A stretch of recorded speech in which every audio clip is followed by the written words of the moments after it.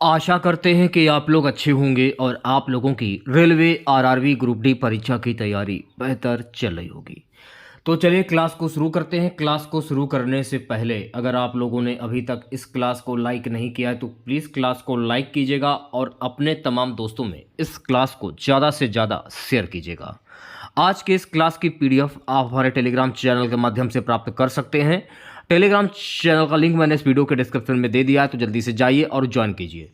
आज के सेशन में पहला क्वेश्चन, भारत का सबसे ऊंचा स्मारक कौन सा है? Qutub Minar, statue of unity, gateway of India, Charminar. Bharat का सबसे जो ऊंचा स्मारक है यह है स्टैचू ऑफ यूनिटी। तो पहले क्वेश्चन का जो राइट आंसर जाएगा ऑप्शन नंबर वी के साथ में।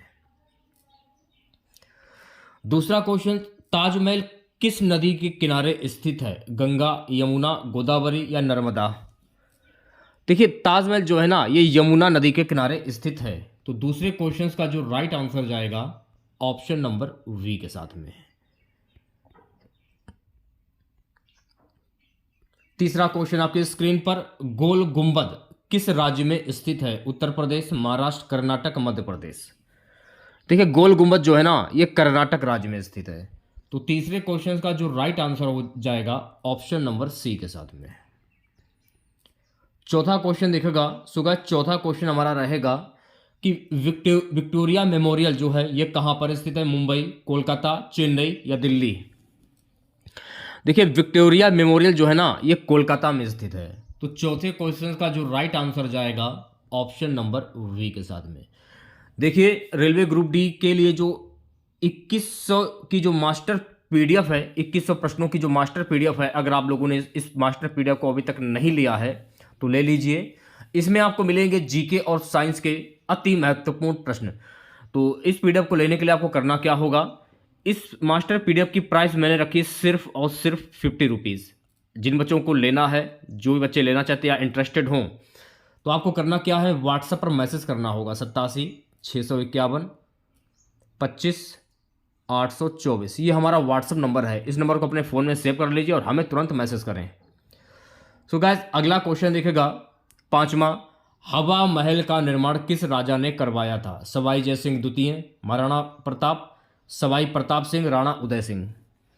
हवा महल का जो निर्माण है ना सवाई प्रताप सिंह के द्वारा करवाया गया था। तो पांचवें क्वेश्चन का जो राइट आंसर जाएगा ऑप्शन नंबर सी के साथ में। सो गाइस छठा क्वेश्चन देखेगा, छठा क्वेश्चन रहेगा कि भारत का सबसे पुराना चर्च सेंट फ्रांसिस चर्च जो है ये कहां पर स्थित है? गोवा, कोची, चेन्नई या मिजोरम?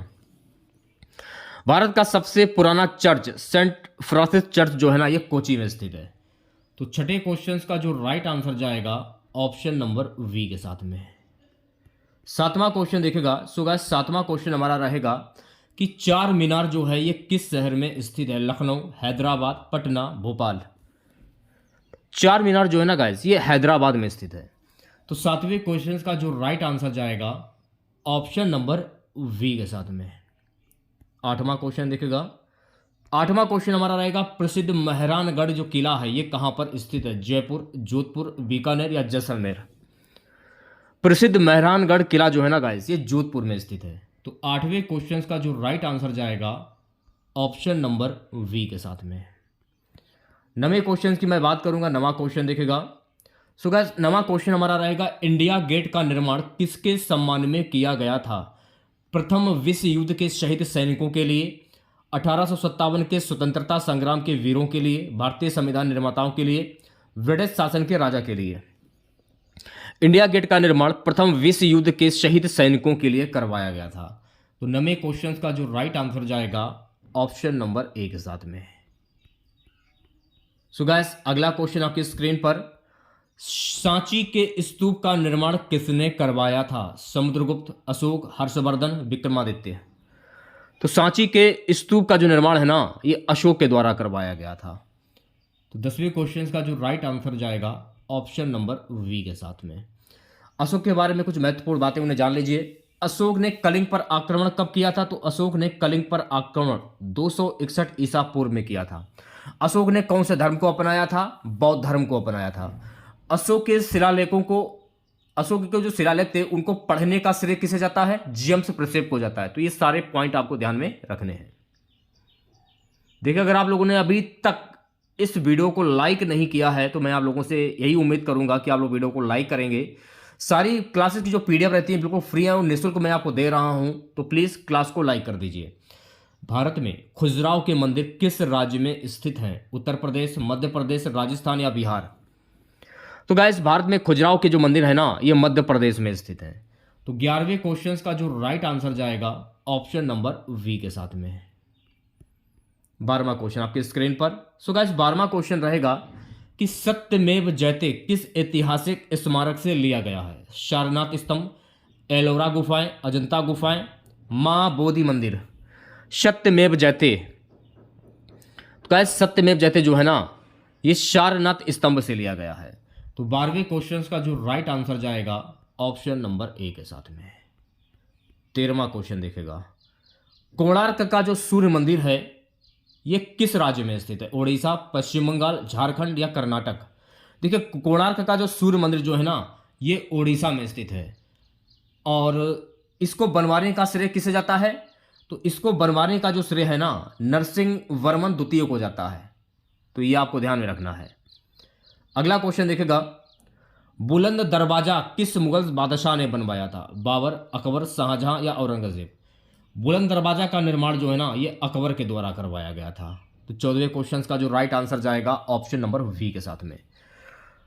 देखिए, अकबर की अगर मैं बात करूं तो दीन ए इलाही की जो स्थापना है ना, ये अकबर के द्वारा ही की गई थी। और देखिए, मैं आपको ये भी बता देना चाहता हूं कि दीन ए इलाही की स्थापना वर्ष 1582 में अकबर के द्वारा की गई थी। तो सन भी आपको याद रखना है।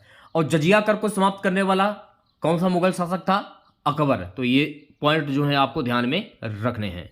और अकबर के द्वारा लड़े गए जो प्रसिद्ध युद्ध था हल्दी घाटी का युद्ध। हल्दी घाटी का युद्ध कब हुआ था? 18 जून 1576। ये अकबर के द्वारा लड़ी गई थी महाराणा प्रताप और अकबर के बीच में, और जिसमें अकबर की जीत हुई थी। एक और युद्ध हुआ था पानीपत का दूसरा युद्ध। और देखिए, पानीपत का जो दूसरा युद्ध हुआ था ये हुआ था 1556 में। किन के बीच में हुआ था? हिंदू सम्राट हेमू चंद विक्रमादित्य और मुगल सम्राट अकबर के बीच में लड़ा गया था। तो ये भी आपको ध्यान में रखना है। और सबसे इसमें जो निर्णायक जो युद्ध था, नवीनतम जो युद्ध हुआ था, ये हल्दी घाटी का युद्ध हुआ था। तो ये सारे पॉइंट आपको ध्यान में रखने हैं। नेक्स्ट क्वेश्चन देखेगा सभी बच्चे। सो गाइस, अगला क्वेश्चन हमारा है, भारत में विक्रमशिला विश्वविद्यालय जो है ये किस राज्य में स्थित है? विक्रमशिला विश्वविद्यालय ये बिहार में स्थित है। तो 15वें क्वेश्चन का जो राइट आंसर जाएगा मेरे प्यारे बच्चों ऑप्शन नंबर वी के साथ में। अगर आपसे ये पूछ लिया जाए कि विक्रम विश्वविद्यालय की जो स्थापना है ये किसके द्वारा की गई थी, तो विक्रम विश्वविद्यालय की जो स्थापना है ना, पाल शासक धर्मपाल के द्वारा 783 से 820 ईसा पूर्व में की गई थी। तो ये पॉइंट आपको ध्यान रखना है। एक है नालंदा विश्वविद्यालय। अगर आपसे ये पूछ लिया जाए कि नालंदा विश्वविद्यालय की स्थापना किसके द्वारा की गई थी, तो नालंदा विश्वविद्यालय की स्थापना जो है ना, गुप्त वंश के शासक कुमार गुप्त प्रथम के द्वारा 5वीं शताब्दी ईस्वी में की गई थी। और नालंदा विश्वविद्यालय को ध्वस्त करने वाला शासक कौन था? बख्तियार खिलजी। तो ये सारे फैक्ट आपको ध्यान में रखने हैं। अगला क्वेश्चन देखेगा सभी बच्चे, एलोरा गुफाएं जो हैं ये किस राज्य में स्थित है? महाराष्ट्र, कर्नाटक, मध्य प्रदेश या राजस्थान? एलोरा गुफाएं किस राज्य में स्थित हैं? सो गाइस, एलोरा की गुफाएं जो है ना, ये महाराष्ट्र राज्य में स्थित हैं। तो 16वें क्वेश्चन का जो राइट आंसर जाएगा ऑप्शन नंबर ए के साथ में। 17वां क्वेश्चन देखेगा, गेटवे ऑफ इंडिया का निर्माण कब पूरा हुआ था? 1911, 1924, 1935, 1942? गेटवे ऑफ इंडिया का निर्माण जो है ना, वर्ष 1924 में पूरा हुआ था। तो 17वें क्वेश्चन का जो राइट आंसर जाएगा ऑप्शन नंबर वी के साथ में।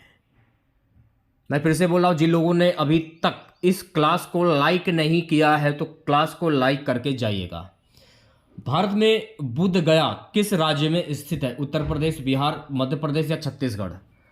भारत में बुद्ध गया जो है ना गाइस, ये बिहार में स्थित है। तो 18वें क्वेश्चन का जो राइट आंसर जाएगा मेरे प्यारे बच्चों ऑप्शन नंबर वी के साथ में। 19वां क्वेश्चन देखेगा, 19वां क्वेश्चन क्या है, कुतुब मीनार का निर्माण किसने शुरू करवाया था? इल्तुतमिश, कुतुबुद्दीन ऐबक, अलाउद्दीन खिलजी, फिरोज शाह तुगलक। तो देखिए मैं आपको बता देना चाहता हूँ, कुतुब मीनार का जो निर्माण है ना, कुतुबुद्दीन ऐबक के द्वारा करवाया गया था। तो राइट आंसर की अगर मैं बात करूं, ऑप्शन नंबर वी जो है इस क्वेश्चन का करेक्ट आंसर। अच्छा, अगर आप लोगों से ये पूछ लिया जाए कि कुतुब मीनार का जो निर्माण है कौन से सन में करवाया गया था, तो आपको सन भी ध्यान में रखना है। इसका जो निर्माण है ना, वर्ष 1192 में कुतुबुद्दीन ऐबक के द्वारा करवाया गया, लेकिन यह निर्माण पूरा नहीं हो पाया था। फिर बाद में इसका जो निर्माण कार्य है इल्तुतमिश और फिरोज शाह तुगलक के द्वारा करवाया गया था। नेक्स्ट क्वेश्चन देखिएगा सभी बच्चे। सो गाइस 20वां क्वेश्चन हमारा रहेगा, रानी की वाव किस राज्य में स्थित है? राजस्थान, गुजरात, मध्य प्रदेश या उत्तर प्रदेश? रानी की वाव किस राज्य में स्थित है? तो रानी की वाव जो है ना, ये गुजरात राज्य में स्थित है। तो 20वें क्वेश्चन का जो राइट आंसर जाएगा मेरे प्यारे बच्चों, ऑप्शन नंबर वी के साथ में।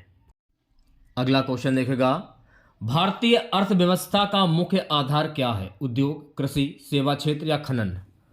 भारतीय अर्थव्यवस्था का मुख्य आधार है कृषि।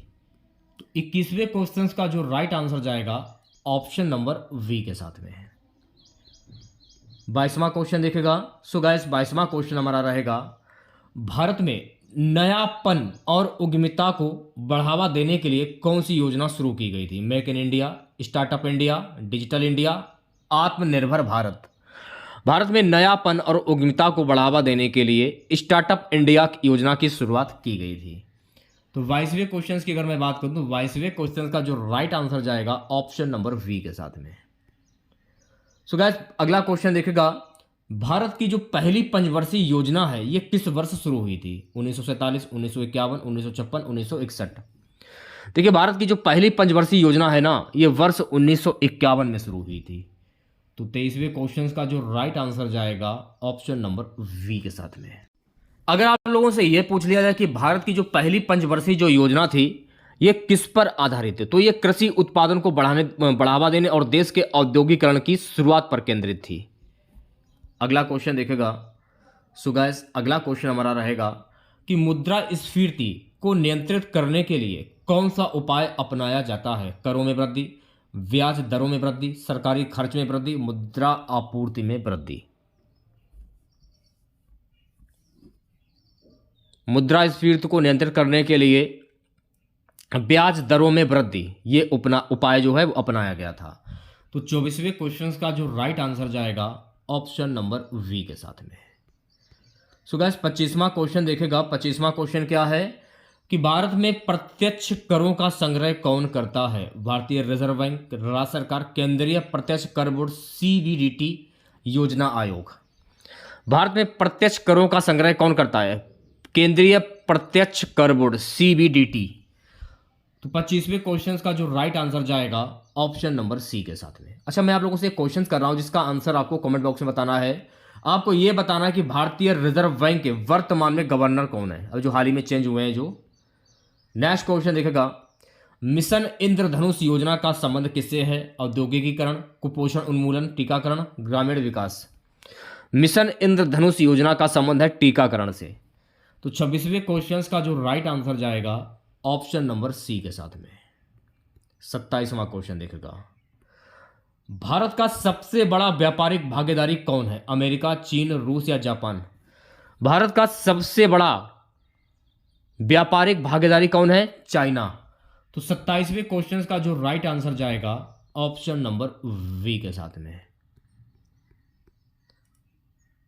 अगला क्वेश्चन देखिएगा, नरेगा योजना का मुख्य उद्देश्य क्या है? महिलाओं को शिक्षा प्रदान करना, गरीबी उन्मूलन, बेरोजगारी को रोजगार देना, बच्चों के लिए पोषण योजना। तो नरेगा योजना का उद्देश्य क्या है? बेरोजगारों को रोजगार देना।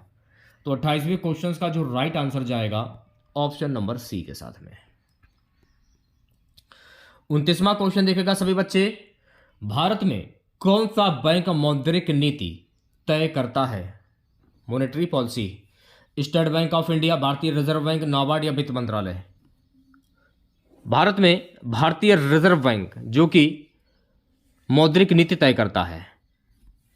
तो 29वें क्वेश्चन का जो राइट आंसर जाएगा, ऑप्शन नंबर वी के साथ में। भारतीय रिजर्व बैंक के वर्तमान में गवर्नर कौन है? ये तो मैंने आपसे लोगों से पूछा कि कमेंट बॉक्स में बताना है। भारतीय रिजर्व बैंक के पहले गवर्नर कौन थे? Sir Osborne A Smith. इसका हेडक्वार्टर कहां पर स्थित है? मुंबई में। तो ये सारे पॉइंट आपको ध्यान में रखने हैं। अगला क्वेश्चन देखेगा कि भारत की पहली हरित क्रांति मुख्य रूप से किस फसल से संबंधित थी? गन्ना, गेहूं, चावल या कपास? देखिए, भारत की पहली हरित क्रांति जो है ना, ये मुख्य रूप से गेहूं से संबंधित थी। तो 30वें क्वेश्चन का जो राइट आंसर जाएगा ऑप्शन नंबर वी के साथ में। अगला क्वेश्चन देखेगा, राष्ट्रीय ग्रामीण स्वास्थ्य मिशन NRHM ये कब शुरू किया गया था? 2002, 2005, 2010 या 2013?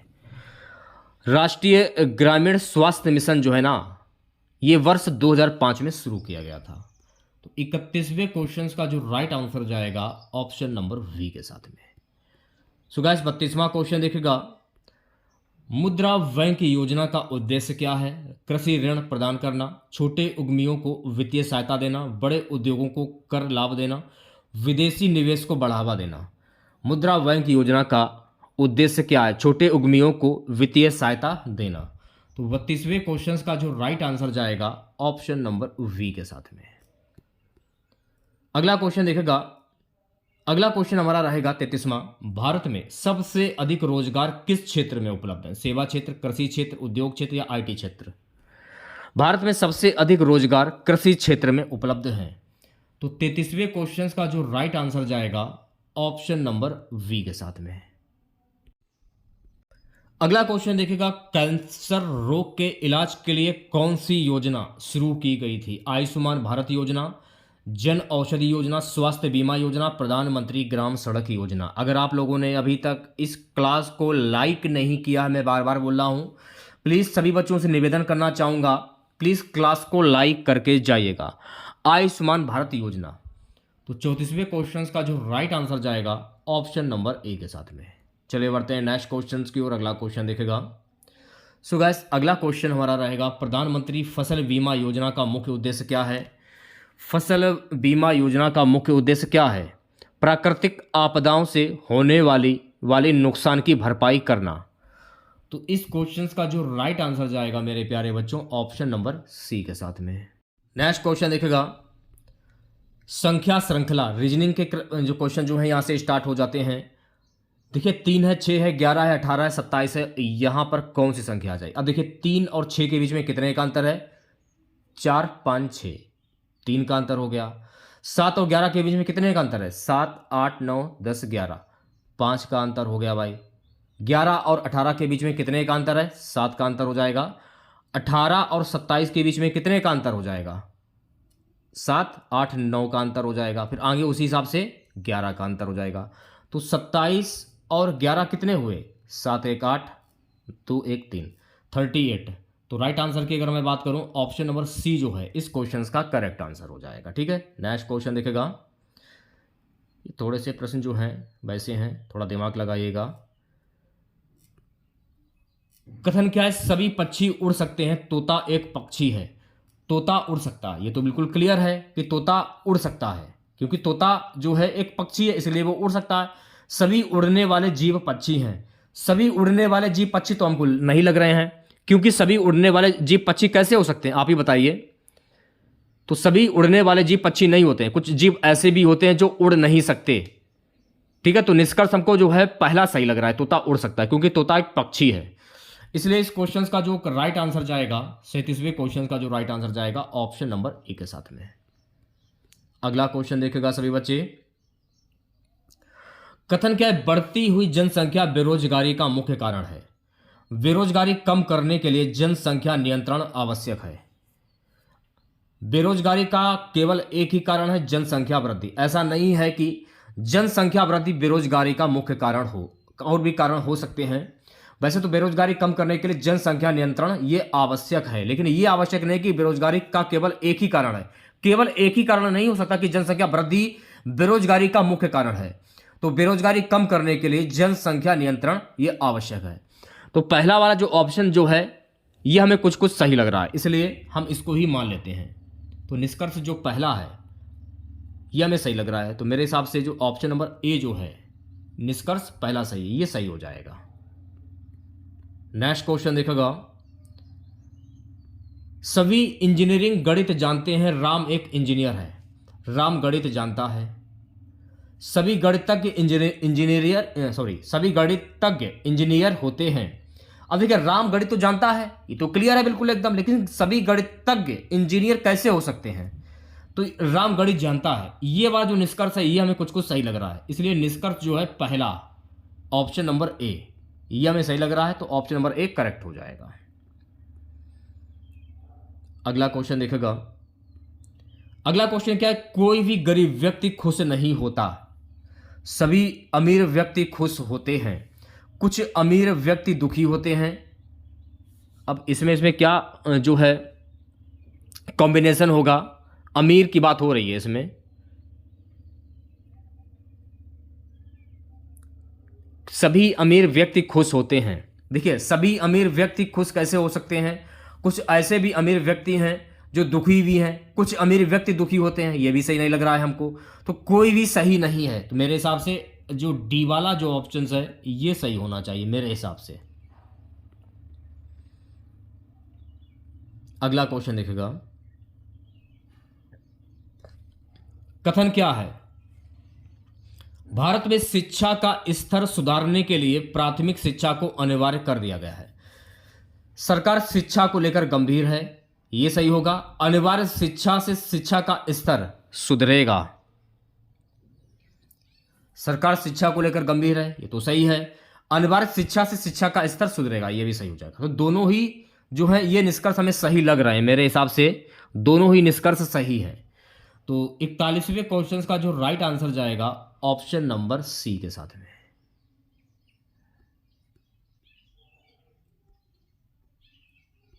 अब ये वाला क्वेश्चन देखेगा सभी बच्चे। श्रृंखला पूरी करें 2, 6, 12, 20 या 30। तो 2 दूना 4, 3 6, 6 दूनी 12, ऐसे भी नहीं हो रहा है। तो अब आपको क्या करना है? 2 और 6 के बीच में कितने का अंतर है? 3, 4, 5, 6, 4 का अंतर हो गया। चलिए ऐसे करके देख लेते हैं फिलहाल। 6 और 12 के बीच में कितने का अंतर है? 6 का अंतर हो जाएगा। 12 और 20 के बीच में 8 का अंतर हो गया। 20 और 30 के बीच में 10 का अंतर हो जाएगा। फिर वही क्रम आगे भी चलेगा। 12 ले लिया मैंने, तो 30 और 12 कितना हुआ? 2, 3, 1, 4, यानी 42 हुआ। तो 42वें क्वेश्चन का जो राइट आंसर जाएगा ऑप्शन नंबर वी के साथ में। ठीक है, नेक्स्ट क्वेश्चन देखेगा। उसी प्रकार से अगला क्वेश्चन देखेगा। यहां पर देखिए श्रृंखला पूरी करने को बोल रहा है। 3 3 दूनी 6, 3 त्रिका 9। ठीक है, 3 त्रिका 9 हो गया। 9 9 दूनी 18, 9 तियां 27, 27 तियां 81 और 81 तियां कितना होता है? तो 81 तियां अगर आप 81 इंटू 3 करते हैं तो 3, 8 8 दिन 16, 8 तियां 24, 243 निकल रहा है। तो 243 कहां पर है? ये रहा। तो आंसर क्या होगा? Option number V. अगला क्वेश्चन देखेगा। श्रृंखला पूरी करें। 5 है, 11 है, 23 है और 47 है। अगला क्वेश्चन देखेगा। श्रृंखला पूरी करें, तो वही क्रम आपको लागू करना है। यहां पर भी ए और सी के बीच में कितने का अंतर है? 2 का अंतर। सी और एफ के बीच में कितने का अंतर है? 3 का अंतर है। एफ और जे के बीच में कितने का अंतर है? 4 का अंतर है। जे और ओ के बीच में 5 का अंतर है। यही क्रम आगे भी चलेगा। O P Q R S T U, तो यू आ रहा है। तो आंसर क्या हो जाएगा? ऑप्शन नंबर वी करेक्ट हो जाएगा। इस क्वेश्चन को थोड़ा सुधार कर लीजिएगा, ये वी नहीं होगा, यू होगा। अगला क्वेश्चन देखेगा। श्रृंखला पूरी करें। अब जैसे कि माइनस पे जा रहा है, जेड और एक्स के बीच में कितने का अंतर है? जेड और एक्स के बीच में कितने का अंतर हो गया? -2 का अंतर दिख रहा है, साफ साफ दिख रहा है। एक्स और यू के बीच में कितने का अंतर है? -3 का अंतर है, साफ साफ दिख रहा है। यू और क्यू के बीच में कितने का अंतर है? 4 का अंतर हो रहा है भाई। यही क्रम आगे भी चलेगा। -5, तो Q P O N M, 1 2 3 4 5, तो क्या आएगा? -5 जब आप करोगे तो एल दिख रहा है साफ साफ। क्यू है, फिर पी आ जाएगा। जब माइनस करोगे ओ आ गया, एन आ गया, एम आ गया, फिर एल आ गया। तो एल आंसर आपका करेक्ट हो जाएगा। ऑप्शन नंबर वी जो है करेक्ट हो जाएगा। जब माइनस करोगे ना तो एल कितने नंबर पर आता है, 12वें नंबर पर आता है। अगला क्वेश्चन देखेगा, श्रृंखला पूरी करें, वी है, डी है, जी है, के है, तो वही क्रम आपको यहां पर भी लागू करना है, ठीक है। वी और डी के बीच में कितने का अंतर है, 2 का अंतर है। डी और जी के बीच में कितने का अंतर है भाई, 3 का अंतर हो जाएगा। जी और के बीच में 4 का अंतर, वही क्रम आगे भी चलेगा, 5 का अंतर हो जाएगा। तो के, एल, एम, एन, ओ, पी, पी आ रहा है, तो पी कितने नंबर पर आता है, पी जो है ना ये 16वें नंबर पर आता है। तो आंसर क्या हो जाएगा, ऑप्शन नंबर वी, यहां पर आ जाएगा पी, तो पी। नेक्स्ट क्वेश्चन देखेगा, अब यहां से देखिए आपके साइंस के क्वेश्चन स्टार्ट हो जाते हैं, रीजनिंग के तो मैंने आप लोगों को करा दिए हैं।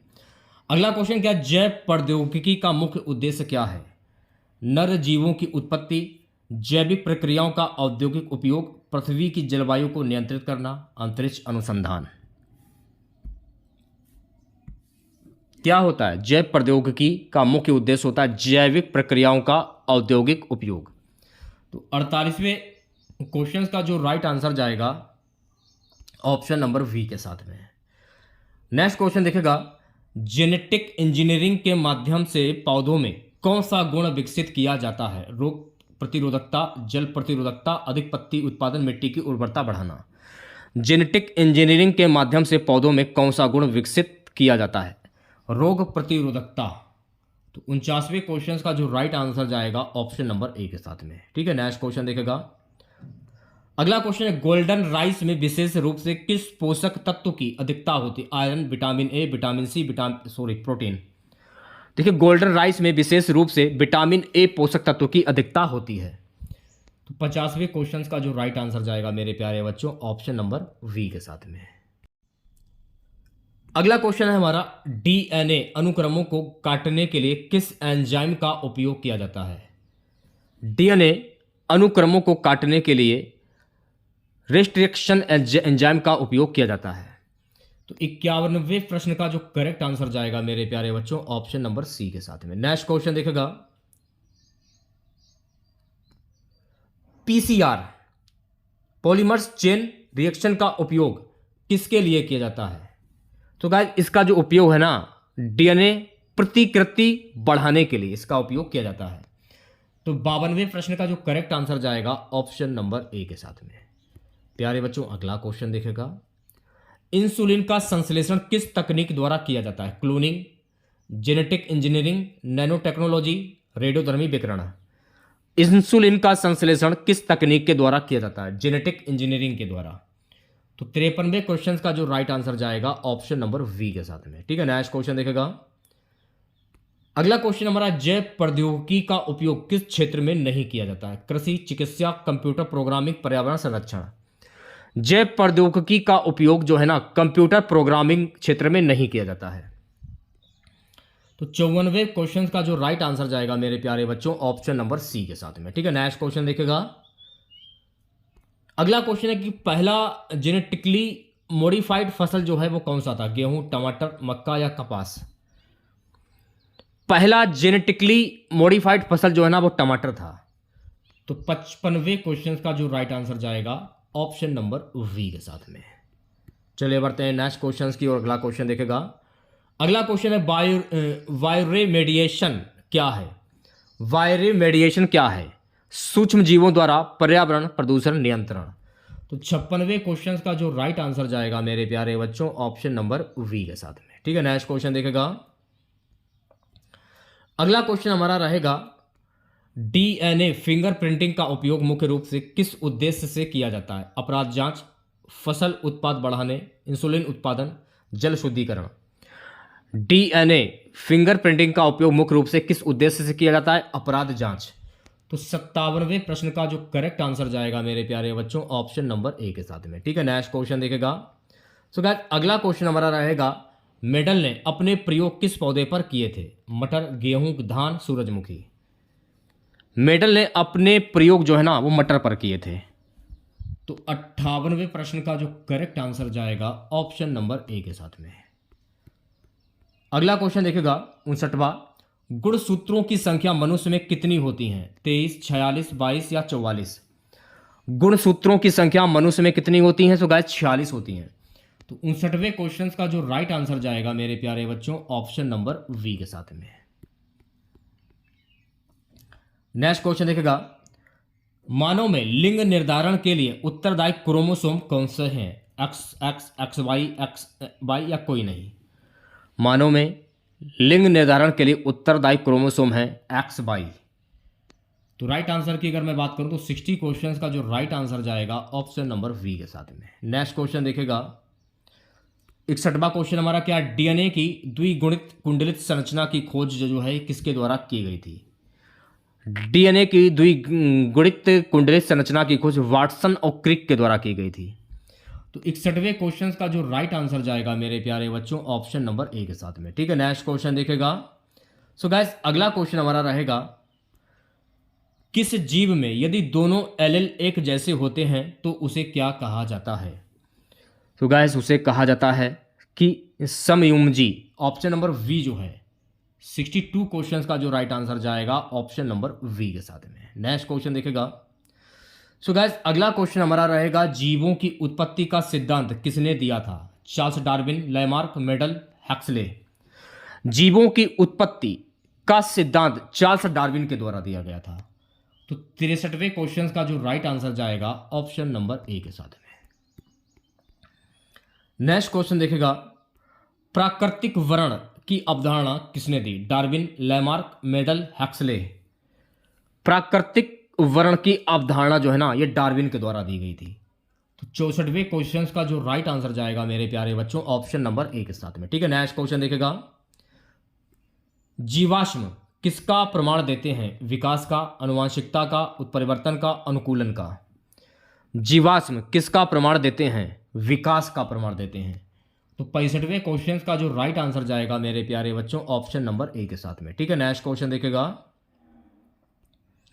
सो गाइस अगला क्वेश्चन रहेगा, यदि किसी जीव में उत्परिवर्तन होता है तो यह किसका परिणाम है? आनुवंशिक परिवर्तन, विकास, प्राकृतिक चयन, इनमें से सभी। यदि किसी जीव में उत्परिवर्तन होता है तो यह किसका परिणाम है? इनमें से सभी। 66वें क्वेश्चन का जो राइट आंसर जाएगा मेरे प्यारे बच्चों, ऑप्शन नंबर डी के साथ में। ठीक है, नेक्स्ट क्वेश्चन देखेगा। अगला क्वेश्चन है गाइस, लैमार्क ने किस सिद्धांत को प्रतिपादित किया था? तो लैमार्क ने उपार्जित लक्षणों की वंशानुगति को प्रतिपादित किया था। तो 67वें क्वेश्चन का जो राइट आंसर जाएगा ऑप्शन नंबर ए के साथ में। नेक्स्ट क्वेश्चन देखेगा, किस वैज्ञानिक ने उत्परिवर्तन सिद्धांत प्रस्तुत किया था? चार्ल्स डार्विन, ह्यूगो ड्रीवीस, ग्रेगर मेंडल, वाटसन और क्रिक। ह्यूगो ड्रीवीस। तो ऑप्शन नंबर वी है। 68वें क्वेश्चन का जो राइट आंसर जाएगा ऑप्शन नंबर वी के साथ में। 69वां क्वेश्चन देखेगा, मानव में आंखों के रंग का निर्धारण किसके द्वारा होता है? इंपॉर्टेंट प्रश्न है, 5 स्टार लगा लीजिए। RNA, DNA, protein, mitochondria. मानव में आंखों के रंग का निर्धारण डीएनए के द्वारा होता है। तो 69वें क्वेश्चन का जो राइट आंसर जाएगा ऑप्शन नंबर वी के साथ में। आज की क्लास का लास्ट क्वेश्चन रहेगा, जीवों के विकास का अध्ययन क्या कहलाता है? वेरी वेरी मोस्ट इंपॉर्टेंट प्रश्न है, जरूर एक बार आप देख लीजिएगा। अनुवांशिकी, टैक्सोनॉमी, पेलियोनोटोलॉमी, एंथ्रोपोलॉजी। जीवों के विकास का अध्ययन क्या कहलाता है? तो पेलियोनोटोलॉजी। तो 17वें क्वेश्चन का जो राइट आंसर जाएगा ऑप्शन नंबर सी के साथ में। तो कैसी लगी क्लास आप लोगों को? कमेंट बॉक्स में ज़रूर बताइएगा। अगर आप लोगों को वाकई में क्लास पसंद आई हो तो मैं रिक्वेस्ट करना चाहूँगा सभी बच्चों से, प्लीज़ क्लास को लाइक कीजिएगा, ज़्यादा से ज़्यादा शेयर कीजिएगा। अगर आप चैनल पर नए हैं और आप लोगों ने अभी तक चैनल को सब्सक्राइब नहीं किया है तो प्लीज़ चैनल को जरूर सब्सक्राइब करें और नोटिफिकेशन बेल ऑन करना ना भूलें। मिलते हैं नेक्स्ट वीडियो के साथ। जय हिंद, जय भारत।